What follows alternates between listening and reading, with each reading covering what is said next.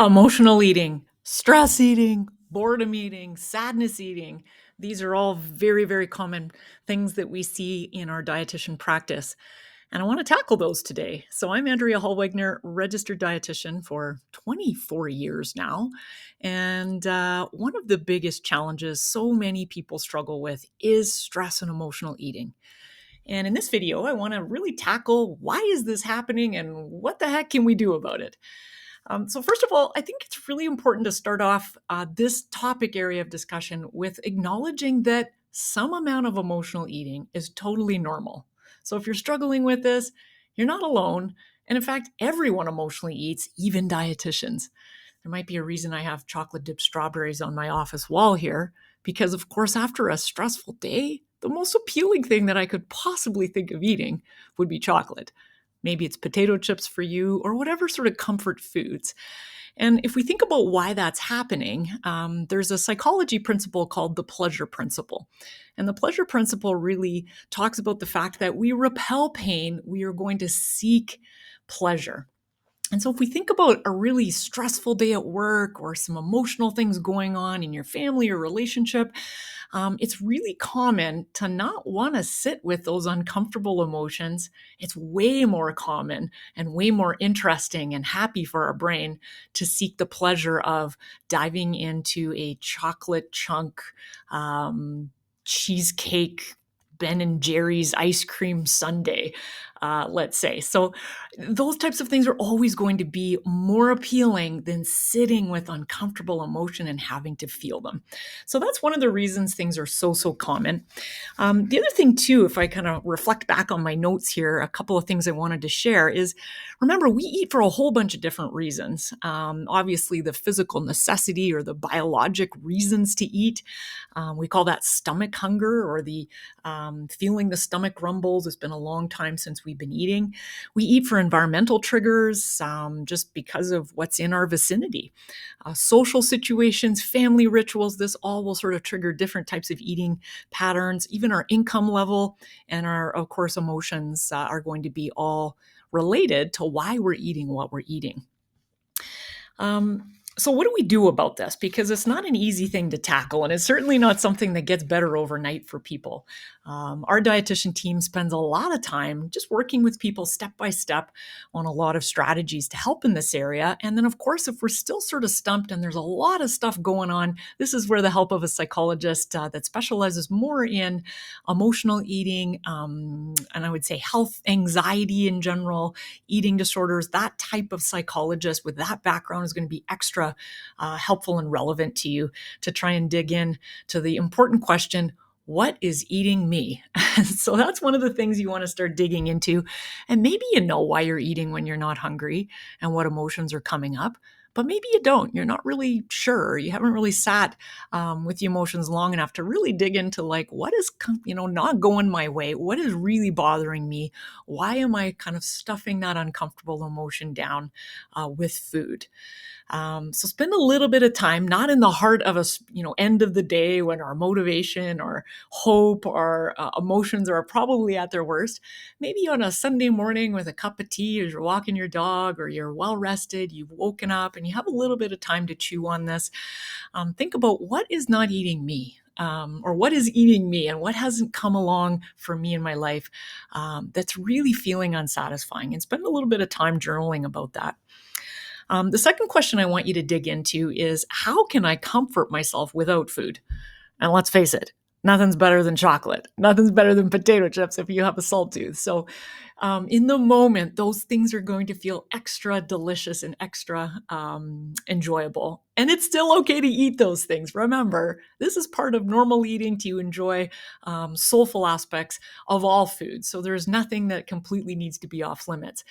But if emotional eating and sort of eating and stuffing down emotions with food is happening a lot, this is sort of a go-to thing on how you're dealing with emotions. That's where we want to start digging into this and perhaps explore what can we do to navigate that so it doesn't end up influencing our health and our wellness over time.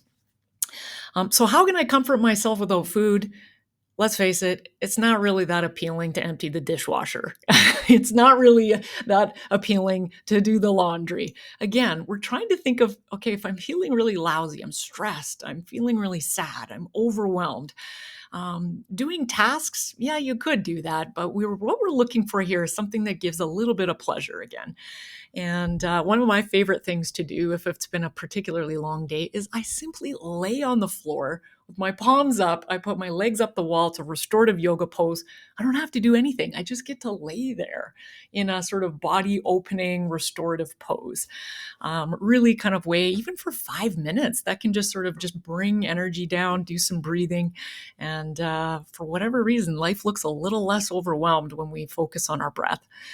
So that's one of the things that work for me. Those of you that have pets probably have some sort of snuggling of pets, walking pets, those types of things. Getting anything related to the outdoors, getting into nature, always a really good one. And if I can give you a tip, many years ago when I saw a therapist when I was trying to figure out, do I want to be a mom? And this was a big debate. It was creating some stress for me. And yes, I became a mom, in case you were curious. But one of the things that I worked on with the therapist is really, how do you transition between work and family? And how do you be sort of the parent that you want to be? And one of her rituals that she did is after a long work day is she simply said hello to her family and said, I need 5 minutes. I'll be right down. She'd take a shower, super quick rinse off, and she would rinse away the day as a therapist. And I thought this was brilliant because it's almost like a physical and emotional sort of way to sort of separate that work family life balance that we're all trying to achieve. And so that's another really good one I give you as again, how do I comfort myself without unwinding in the pantry if it's been a stressful, exhausting day? So, a couple of things to chew on there. Make yourself a list. And again, at the time when you're feeling stressed or bored or lonely, you're not going to want to do any of these things. Just acknowledge that's totally normal. I want you to think about, okay, I put 5 things that I could do in my phone under my list. I want you to look at that list and I want you to think about which one is the least offensive. Is listening to music and creating a new playlist the least offensive thing that I could do right now? Or is just going into my backyard and, I don't know, watching the birds, the least offensive way that I could kind of unwind for a few minutes here? And just let that emotion sit for just a little bit. What we're trying to do is reprogram your brain from feeling stress or feeling sadness and going immediately to food to feeling the emotion and then almost putting a new way that when we feel that way, we're calling a friend or we're doing something outside, whatever that sort of unwinding new habit that you're trying to form in. We're putting that in between before we go to eat. And it doesn't mean that you still won't stress eat. But again, if we can start to put some pieces in between, it helps us to slow down and it helps us to sort of just process, is food really going to help me today? And of course, temporarily it might, but we all know that it doesn't get us to sort of where we want to be in the long term. So those are a couple of tips. The other thing I want you to think a little bit about is what is particularly going on in the evening, because oftentimes our clients will say to our dietitian team here, it's always in the evening that emotional eating is coming up as the biggest time of the day that things are very stressful. And what I want you to think about here is it really emotional eating, or is it because I've actually been underfed earlier in the day? So sometimes people call this stress eating or emotional eating when it's actually just your body's making up for the food it didn't get earlier on in the day. And so if you've gone through a day and you haven't eaten every 3 to 5 hours, you haven't had a good ratio of both carbs and protein and planned really solid balanced meals that sustained you throughout the day, my guess is that some of what you're calling emotional eating might not be emotional eating, but it's your body making up for what it didn't get earlier on in the day. So these are some of the things the dietitians can help you with working one-on-one, is tease out, like, how much do I need? Am I overeating? Is this emotional eating? And if it is, like, how do we start to unpack this a little bit and get you on the road of feeling happier and healthier in your overall relationship with foods? And as a whole, of course, we always come from the philosophy on our dietitian team of what we call eating fully. And eating fully is really that mix between healthful eating and soulful eating. One without the other is not going to be any fun. So it's not about never eating the chocolate and the potato chips and the ice cream sundaes.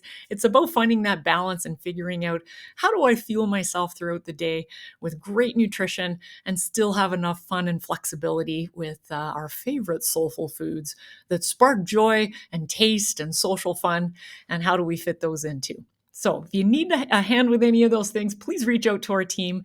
You can find us over at healthstandnutrition.com. And thanks so much for watching this video on emotional eating. Take care.